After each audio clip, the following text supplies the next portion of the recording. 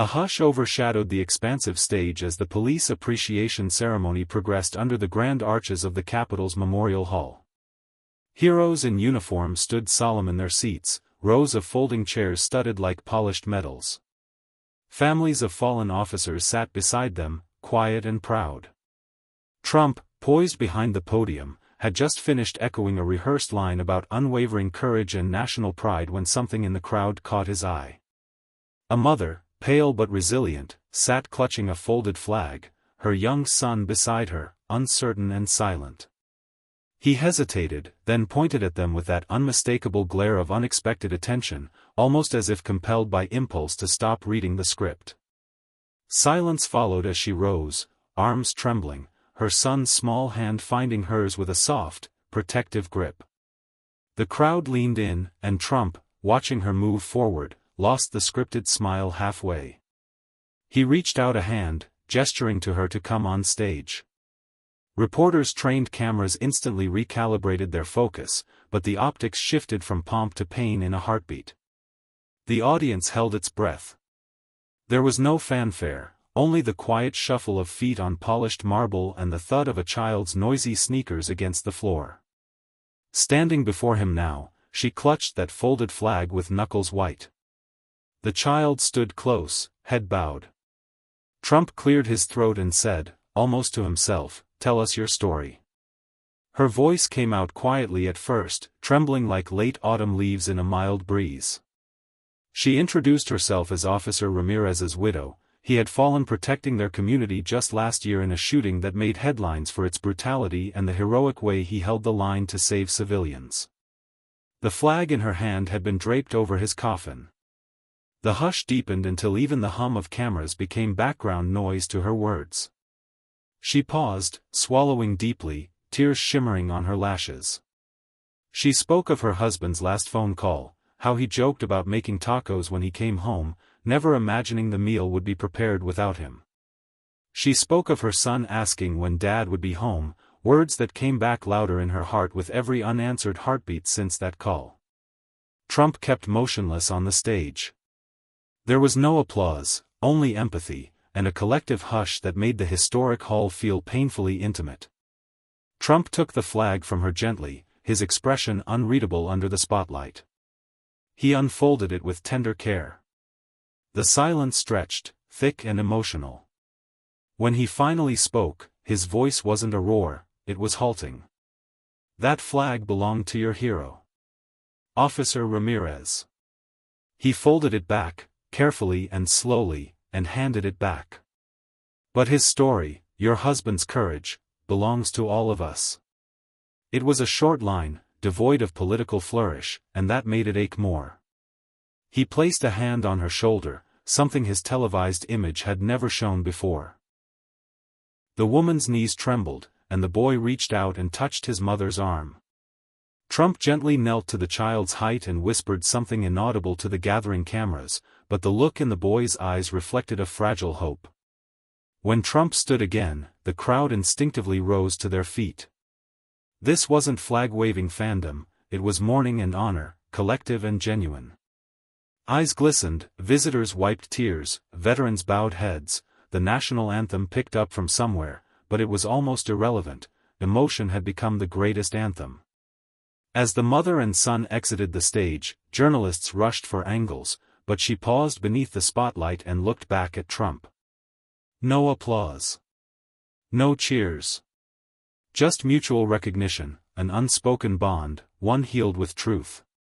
The cameras captured the moment, but no edit could ever import the weight that had landed in that hall. Outside, the winds were still, but hearts across the screens would never be the same. That night, news networks replayed the footage. Political pundits dissected every angle, but public comments weren't dividing lines, they were apologies, assurances, unity. Viewers shared stories of their own losses, their own heroes. Social media turned quiet for a moment, giving way to empathy and remembrance. For once, unity wasn't a political slogan, it was the echo of a family's grief shared across televisions, phones, and hearts. Days later, a small memorial appeared near the site where Ramirez fell, flowers, candles, handwritten notes. Among them was a piece of the same flag, now framed and marked with the words, "Never forgotten." The community came together, grieving collectively. Council members pledged new safety training funds, a scholarship was established in Ramirez's name for aspiring officers' children, and the boy's tear-stained face became an emblem, not of tragedy, but of inheritance, the enduring legacy of bravery. Meanwhile, Trump never referenced this moment on any official channel. But the story traveled, carried by human voices, the mother, the boy, the flag. It became part of community ring ceremonies, shared with the words, "Remember, beneath the politics, there are stories meant to heal." University professors used the clip in ethics classes. Veterans tweeted about how their perspectives changed. Mothers wept for their sons and gave longer hugs. Months later, the boy wore his first-grade uniform and carried a small replica of that flag in a Sunnyvale Memorial Day parade. The mother marched beside him, eyes misted but proud. Trump stayed in the background, one of the thousands who watched the live-streamed parade. But neither she nor the community needed a check-in. They had been seen. He watched silently as the mother and her son walked the route of the parade. Their pace was slow, dignified. The boy waved his little flag without needing to understand the full weight of it. He smiled at the cheering crowd. Veterans, schoolchildren, local police officers lining the street. His mother's eyes remained fixed ahead, but now there was strength in her posture. She wasn't just the widow of a fallen officer anymore. She was something larger now, a symbol of every family that endured loss without ever being truly acknowledged. She carried her grief the way soldiers carry honor, heavy, proud, and silent. Back at the White House, the video played on a muted screen in the president's private lounge. Trump sat alone, hands steepled in front of him. The parade was never part of any schedule, yet someone on staff had sent him the link. He didn't move, didn't comment. But something about the boy's proud march stirred an unusual calm in the usually talkative man. He thought about his own children, about the families he'd met during the campaign trail, some shouting, some grieving, some forgotten entirely. For the first time in months, he pushed away his speech notes and simply watched without thinking politically. Later that week, the mother received a handwritten letter from the White House, not typed, not filtered by aides. The envelope was creased at the edges, the writing direct and sharp. It thanked her not just for her sacrifice, but for showing a divided nation what it means to carry both pain and pride without bitterness. She read it 3 times before placing it in the same drawer where she kept Ramirez's badge. Her son never saw her cry that morning, but he felt her arms wrap around him tighter, longer, as if holding both her future and her past. As time went on, offers for interviews poured in, major networks, podcasts, memorial specials. She refused most of them. She didn't want to be turned into a headline. But one day, she accepted an invitation from a small-town podcast run by another police widow. There was no script, no flashy graphics, just 2 women talking about what it feels like to set an extra plate at dinner, knowing it won't be used. The episode went viral, not because of production, but because of silence. Long, heavy pauses where emotion said what words could not. Meanwhile, the president proposed a new bipartisan bill focused on supporting families of fallen first responders. It surprised many, especially those who didn't expect empathy from his administration. But behind the scenes, the story of Officer Ramirez had softened rigid hearts. The footage of that mother clutching her son while standing next to the flag didn't just stay in the news cycle, it haunted people. And haunting, sometimes, births progress. Lawmakers across party lines supported the bill. It passed with rare unanimous approval. A year after the ceremony, a statue was erected in the officer's hometown park. It wasn't of Ramirez himself, but of a faceless officer kneeling to hand a folded flag to a child. At the unveiling, the little boy stood beside the plaque and whispered, "That's me." The crowd went quiet again, not out of command, but reverence. People who had never met the family now saw them as a mirror of their own fears, their own quiet strength. Reporters didn't rush this time. They listened. Trump wasn't present at the unveiling. He sent a letter again, this time more personal, noting that, sometimes the biggest speeches we make are the ones we don't give aloud. He wrote that the boy had reminded him what real courage looks like, and that not all heroes wear medals. Some wear backpacks and carry lunchboxes to school with a badge in their pocket and a story in their blood. The mother read it at the dinner table, tears tracing lines down her cheek as the boy drew a crayon sketch of his father on a napkin. The story didn't fade. Schools used it in assemblies. Nonprofits created outreach programs named Ramirez Resolve. Documentaries followed.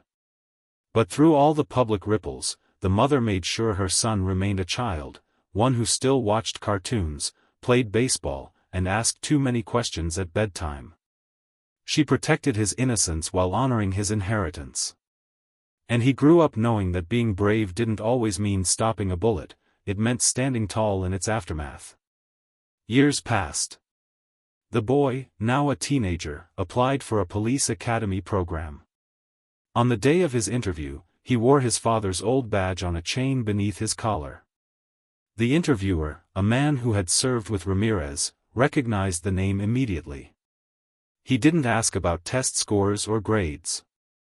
Instead, he asked the boy, "Why this path?" The answer came easy. Because someone has to keep the story going. And so he did. On graduation day from the academy, the sky was heavy with rain clouds, but it didn't pour. The boy, now a young man, stood among a line of new recruits in crisp uniforms. His posture mirrored that of the father he barely remembered but never stopped honoring. His mother sat in the front row, holding the same folded flag that had once felt like a curse, now warmed by years of resilience. She watched her son walk up to receive his badge. It wasn't just a ceremony, it was a full circle. The crowd clapped politely, but for her, the sound was distant. All she heard was the echo of a name that never truly left their home. He didn't ask for a high-profile placement. He requested assignment to the same precinct where his father once served. His first day on the force was quiet. He arrived early, greeted the old desk sergeant who gave him a knowing nod, and took his place on patrol. No media coverage. No special announcements. Just a son carrying a legacy, one step at a time. Fellow officers noticed his calm focus, the way he listened more than he spoke. They didn't know the full story, just that there was something grounded in the way he wore the badge. One evening, during a routine patrol, he encountered a young boy crying on the steps of a closed community center. Lost and scared. Without asking questions, he sat down beside him and waited. Not rushed. Not forceful. Just there. When the boy's parents arrived frantically minutes later, they were met not by a badge number, but by a man who knew exactly how important it was to make someone feel seen in a moment of chaos. The mother hugged him, not because of his uniform, but because of his presence. And for the first time in a long while, he understood what his father must have felt, serving quietly, impactfully. His actions, though humble, began to ripple through the department. Not with fame or glory, but with influence. Other young officers started following his lead, listening more, reacting less, building trust. He was eventually asked to mentor new recruits, not because of rank, but because of how people responded to him. His sessions didn't begin with law books, they began with the story of his father. He would point to the badge around his neck and say, "This isn't just metal. It's memory. It's weight. It's why we don't get to give up on people." Back at home, the walls of their modest apartment carried memories, but not sadness. His mother now worked with police families who had lost loved ones, guiding them through grief, helping them stand again. She never remarried, not because she didn't have the chance, but because her love had been large enough to stretch through decades. Her pride in her son didn't come from his uniform, but from how he carried the story, never using it for pity, never letting it define him, only letting it guide him. One night, years later, he visited the same diner where this story first truly began, where his mother once stood across from a president and whispered a name. The place hadn't changed much. Same worn booths, same smell of fresh coffee. He sat in the corner quietly, sipping from a chipped mug. The waitress, older now, recognized him and smiled. "You look just like your father," she said softly. He smiled back. "I'm trying to live like him." When he left, he placed a folded $1 bill under his cup. Not because it was about the money, but because some stories deserve to start again in small, symbolic ways. And somewhere, somehow, a whisper carried forward again. Not loud, not public, but true. The kind of story that doesn't need headlines to matter. Just hearts.